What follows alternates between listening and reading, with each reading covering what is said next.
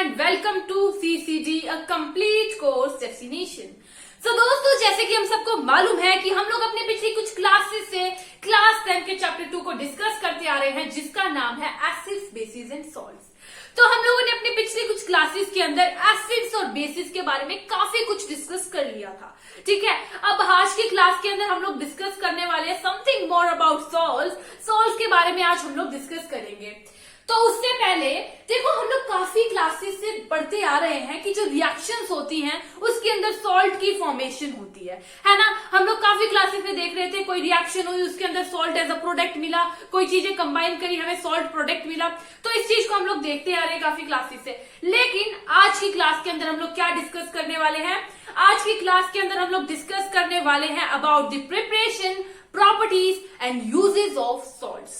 ठीक है, तो उससे पहले तो क्लास शुरू करने से पहले जो भी लोग इस क्लास को देख रहे हैं, लाइक शेयर सब्सक्राइब करना मत भूलिएगा।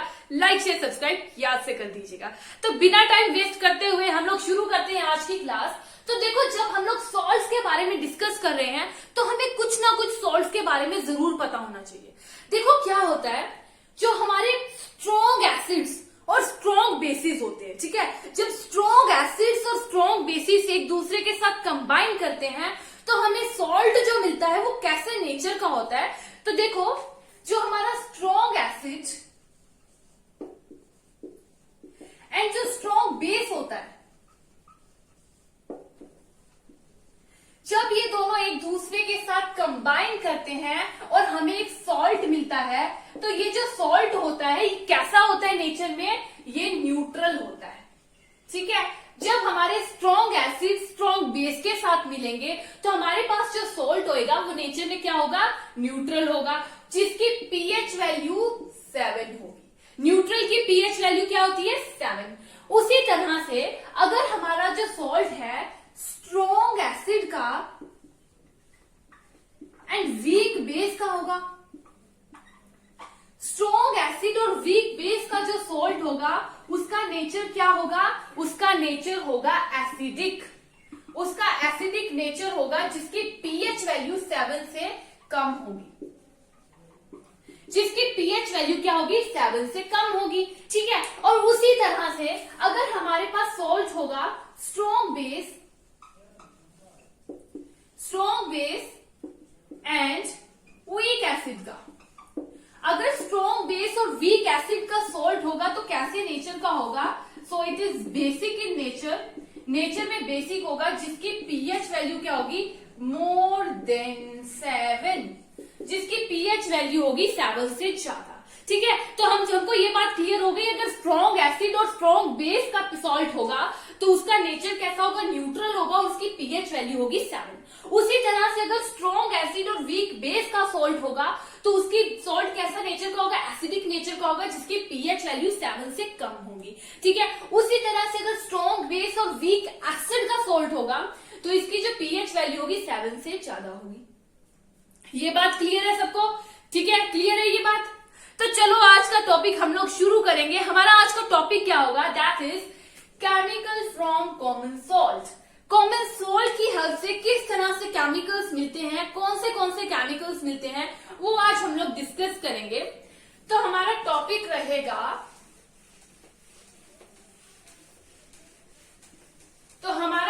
क्या रहेगा? Chemicals from common salt.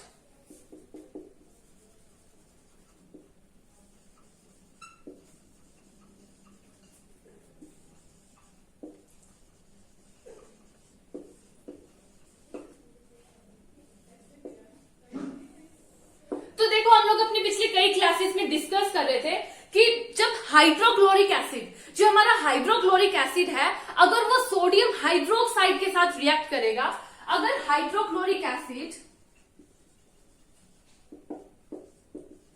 React करेगा किसके साथ? सोडियम हाइड्रोक्साइड के साथ। अगर हाइड्रोक्लोरिक एसिड रिएक्ट करेगा सोडियम हाइड्रोक्साइड के साथ तो हमारे पास एक सॉल्ट की फॉर्मेशन होती है, दैट इज सोडियम क्लोराइड। ठीक है, एक सॉल्ट की फॉर्मेशन होगी, that is sodium chloride NaCl। और ये जो हमारा सॉल्ट, अगर ध्यान से देखो NaCl को, यही सॉल्ट हम लोग यूज करते हैं अपने फूड के अंदर। NaCl को हम लोग यूज करते हैं कहां पर? अपने फूड के अंदर, खाने के अंदर यूज करते हैं NaCl को, ठीक है। और हमारा NaCl क्या होता है? एक न्यूट्रल सॉल्ट होता है जिसकी pH वैल्यू कितनी होती है? 7।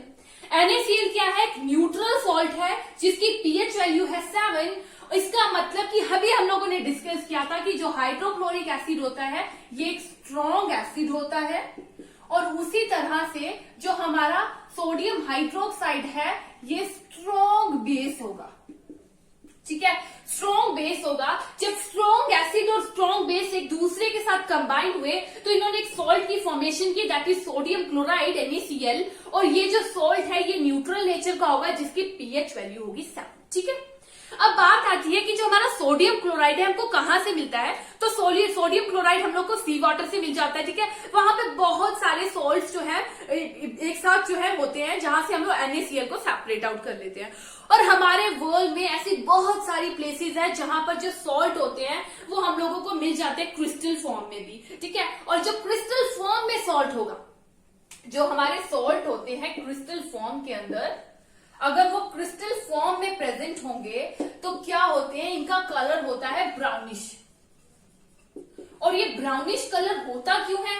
क्रिस्टल सॉल्ट का कलर ब्राउनिश क्यों होता है? Because of impurities. जो इम्प्योरिटीज होती है सॉल्ट के क्रिस्टल के अंदर, उसकी वजह से उसका कलर जो है ब्राउनिश हो जाता है, ठीक है। और ये ब्राउनिश, इसी सॉल्ट को हम लोग क्या कह देते हैं? Rock salt.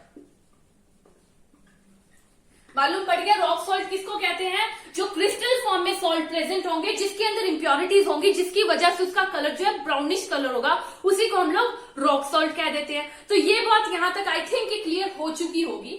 तो अब हम लोग देखेंगे कि कॉमन सॉल्ट जो है किस तरह से रॉ मटेरियल की तरह यूज किया जाता है। देखो जो हमारा कॉमन सॉल्ट है NaCl, जिसको हम लोग फूड के अंदर यूज करते हैं, ये NaCl जो है रॉ मटेरियल्स की तरह यूज किया जाता है for the formation of different chemicals, जो कि हम लोग अपने डेली लाइफ में यूज करते हैं। बहुत सारे ऐसे मटेरियल्स हैं जो कि हम लोग अपने डेली लाइफ में यूज करते हैं, जिसके लिए रॉ मटेरियल कौन सा होता है? कॉमन सॉल्ट NaCl, ठीक है। तो चलो देख लेते हैं।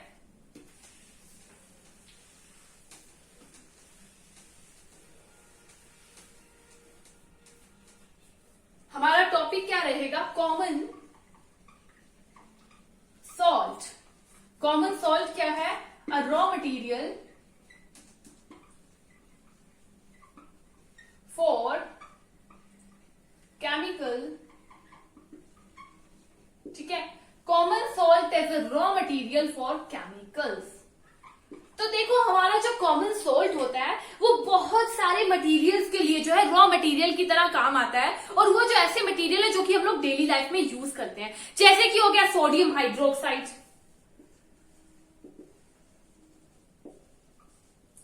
सोडियम हाइड्रोक्साइड हो गया, उसी तरह से हमारा बेकिंग सोडा हो गया, उसी तरह से हमारा बेकिंग सोडा हो गया, वॉशिंग सोडा हो गया,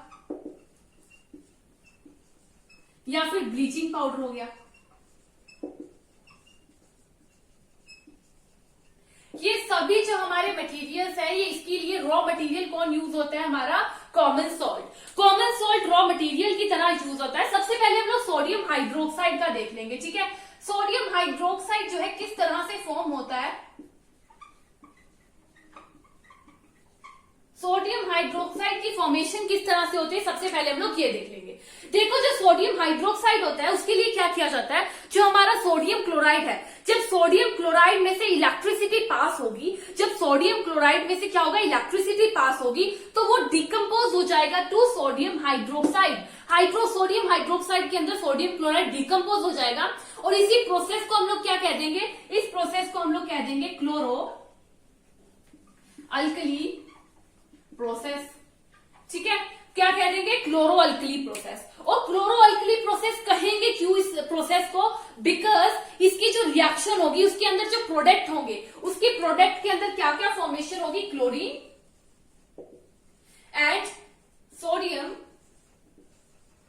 हाइड्रोक्साइड।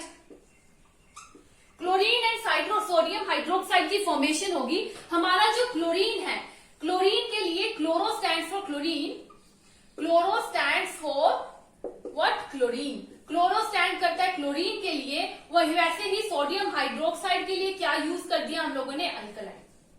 ओके, सोडियम हाइड्रोक्साइड के लिए यूज कर दिया अल्कलाई। तो पता चल गया सोडियम हाइड्रोक्साइड किस तरह से फॉर्म होता है। जब NaCl में से हम लोग इलेक्ट्रिसिटी को पास करवाएंगे तो जो NaCl है वो डिकम्पोज हो जाएगा to sodium hydroxide, sodium hydroxide के अंदर डिकम्पोज हो जाएगा, ठीक है। और उसी प्रोसेस को हम लोग कह देंगे क्लोरो अल्कली प्रोसेस। जो क्यों होता है, क्योंकि इसके प्रोडक्ट में क्या फॉर्म होता है, एक तो क्लोरीन फॉर्म होती है और उसी के साथ साथ जो है सोडियम हाइड्रोक्साइड की फॉर्मेशन हो जाती है, जिसको हम लोग कह देते हैं अल्कली, और क्लोरो स्टैंड करता है क्लोरीन के लिए। अब हम लोग देख लेते हैं रिएक्शन को, क्या रिएक्शन आ जाएगी हमारे पास, दैट इज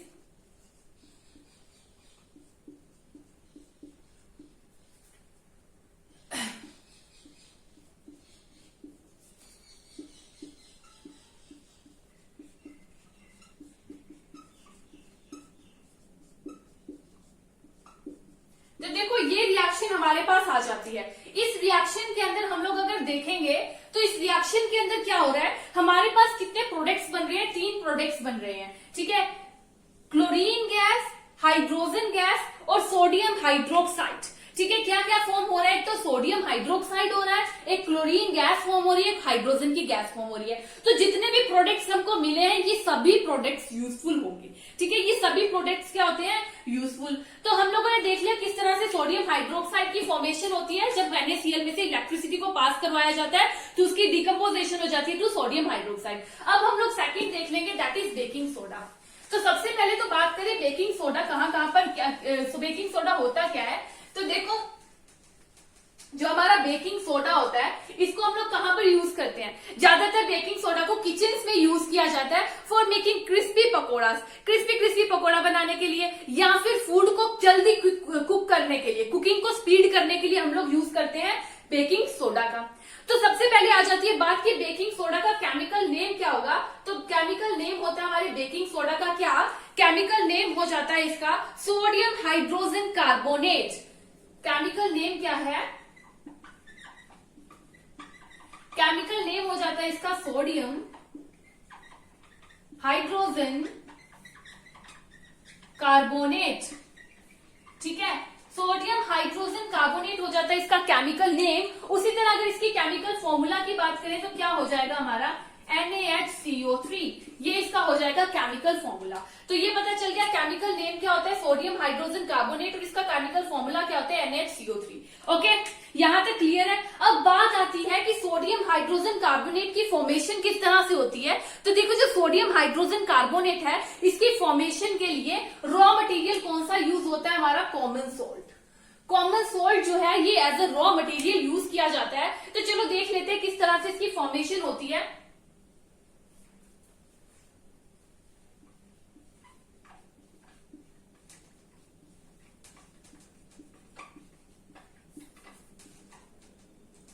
फॉर्मेशन होगी NH4Cl एंड उसी के साथ NaHCO3। एक तो बनेगा अमोनियम क्लोराइड और एक हमारे पास प्रोडक्ट आएगा सोडियम हाइड्रोजन कार्बोनेट, ठीक है।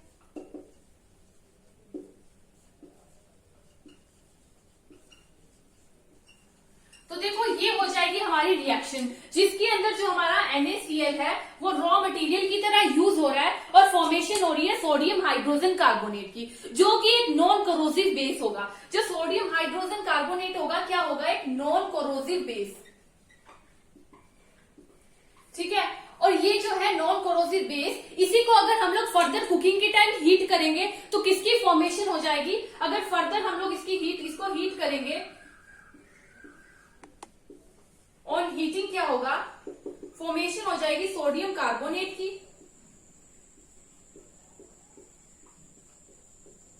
ठीक है। सोडियम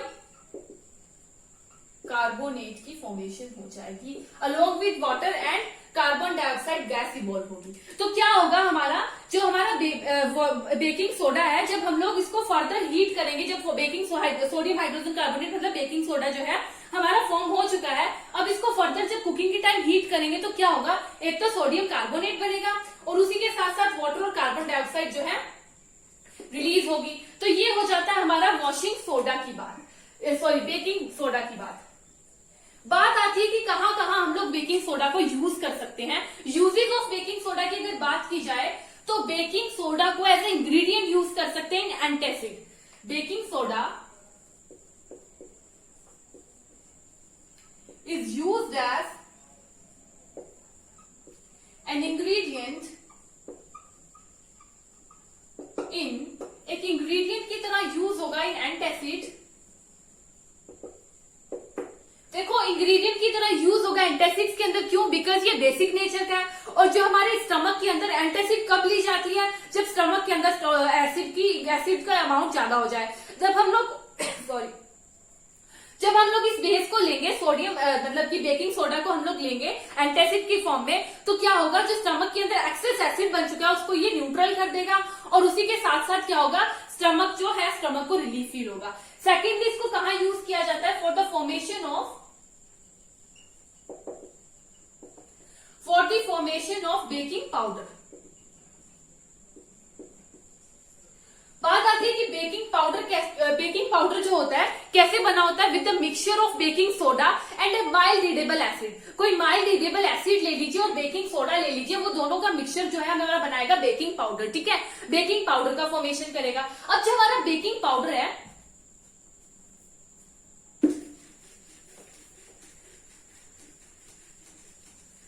माइल्ड रीडेबल एसिड से बना होगा। बेकिंग पाउडर किससे बना होगा? With the baking soda and mild readable acid, जिसको हम लोग कह सकते हैं टार्टरिक एसिड।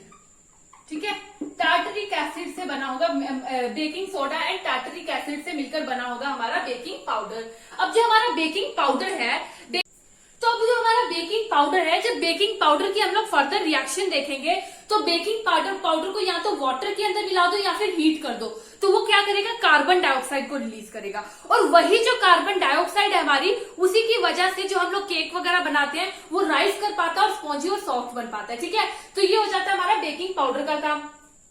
आगे देख लेते हैं हम लोग washing soda. What is this washing soda, ये हम लोग देखेंगे।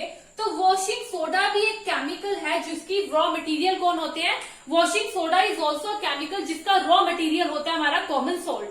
अगर वॉशिंग सोडा की बात करें तो वॉशिंग सोडा हमारा है, उसका जो केमिकल फॉर्मूला है वो क्या होगा? वॉशिंग सोडा का केमिकल फॉर्मूला होता है Na2CO3 plus 10H2O that gives us Na2CO3 10H2O। तो क्या फॉर्मूला होता है हमारे बेकिंग पाउडर का, हमारे वॉशिंग सोडा को? That is this. ये हमारा केमिकल फॉर्मूला होता है वॉशिंग सोडा का। अब जो हमारा वॉशिंग सोडा होता है, देखिए अब हमने थोड़ी देर पहले देखा था कि जो हमारा सोडियम कार्बोनेट था, ठीक है, उसकी कहां पे फॉर्मेशन हो रही थी? जब हम लोग जो सोडियम हाइड्रोजन कार्बोनेट था उसको हीट कर रहे थे तो हमारे पास सोडियम कार्बोनेट की फॉर्मेशन हो रही थी। अब इस सोडियम कार्बोनेट को जब वापस से हम लोग रिक्रिस्टलाइजेशन करेंगे इसकी, तो हमारे पास क्या आ जाएगा? देखो जब हम लोग वापस रिक्रिस्टलाइजेशन करेंगे सोडियम कार्बोनेट की, जब हम लोगों ने रिक्रिस्टलाइजेशन की तो हमारे पास क्या आ गया? Washing soda. क्या आ गया हमारे पास? Washing soda. रिक्रिस्टलाइजेशन करने पर हमारे पास वापस से वॉशिंग सोडा जो है वो आ जाता है। ठीक है, अब बात करें अगर हम लोगों ने क्या क्या देख लिया अब तक कि सोडियम हाइड्रोक्साइड की फॉर्मेशन किस तरह से होती है, बेकिंग सोडा की फॉर्मेशन किस तरह से होती है, वॉशिंग सोडा की फॉर्मेशन किस तरह से होती है, ये सब कुछ तो हम लोग देख चुके हैं अब तक। अब हम लोग देखेंगे are the crystals of salts really dry? जो सॉल्ट्स होते हैं उनके क्रिस्टल सच में ड्राई होते हैं नहीं? तो उसके लिए हम लोग क्या करेंगे,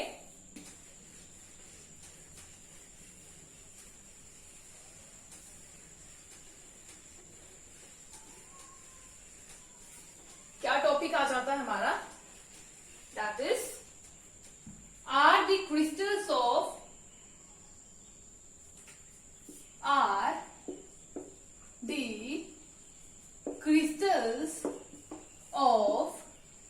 salts really ड्राई। तो इसके लिए हम लोग क्या करेंगे, इसके लिए हम लोग सबसे पहले कॉपर सल्फेट ले लेंगे। क्या ले लेंगे, कॉपर सल्फेट के क्रिस्टल्स ले लेंगे इन ए टेस्ट ट्यूब, इन ए बॉइलिंग ट्यूब। बॉइलिंग ट्यूब के अंदर हम लोगों ने कॉपर सल्फेट के क्रिस्टल्स ले लिए। अब हम लोग क्या देखेंगे ऑन हीटिंग कि ये जो कॉपर सल्फेट है इसके अंदर में से वाटर जो है रिलीज हो रहा है। मतलब कि जो कॉपर सल्फेट है वैसे देखने में तो ये क्रिस्टल एकदम ड्राई लगेंगे, but actually it has the इसके अंदर क्या होगा, वाटर ऑफ क्रिस्टलाइजेशन होगा। वैसे देखने में तो ड्राई लगेंगे पर इसके अंदर वाटर ऑफ क्रिस्टलाइजेशन होगा। तो बात आती है कि जब हम लोग इसको गर्म करेंगे तो क्या होगा, यही वाटर जो है रिमूव हो रहा होगा इससे, ठीक है, और ये हमें जो सॉल्ट है उसके व्हाइट क्रिस्टल्स मिल जाएंगे। लेकिन अगर वापस से इसके अंदर हम लोग वाटर ऐड करेंगे तो इसका ब्लू कलर जो वापस रीअपेयर हो जाएगा, ठीक है। तो वाटर ऑफ क्रिस्टलाइजेशन क्या होता है, it is the fixed amount of water molecules, it is the fixed amount of water molecule present in the formula unit of salt, fixed amount of water molecule present in the formula unit of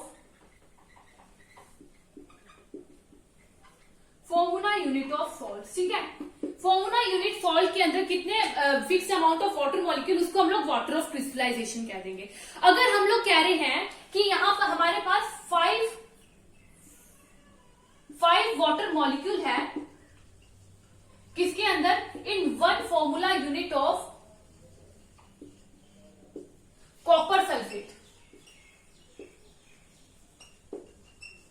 अगर हम लोग कह रहे हैं हमारे पास 5 formula water molecule है in one formula unit of copper sulphate, तो इसका क्या फॉर्मूला बन जाएगा हमारे पास, यही बन जाएगा, ठीक है।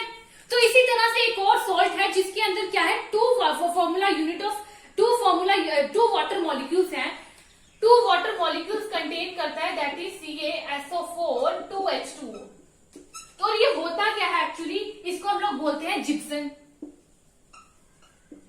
ठीक है। इसको क्या बोल दिया जाता है, जिप्सन, ठीक है। CaSO4 जो है, CaSO4 एंड 2H2O, ये होता क्या है, जिप्सन होता है।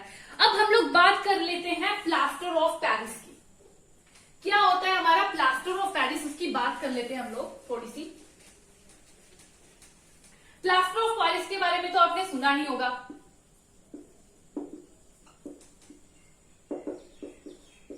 इसके बारे में तो सबने सुना ही होगा। डॉक्टर्स यूज करते हैं जब फ्रैक्चर हो जाए कोई बोन, उसको फिक्स करने के लिए डॉक्टर्स जो है प्लास्टर के तौर पे यूज करते हैं प्लास्टर ऑफ पेरिस को।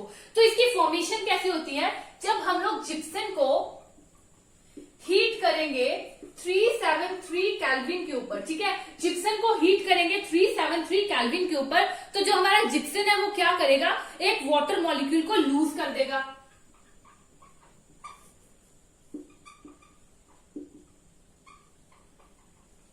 वाटर मॉलिक्यूल को लूज कर देगा और क्या बन जाएगा हमारा, कैल्शियम। देखिए क्या बन जाएगा,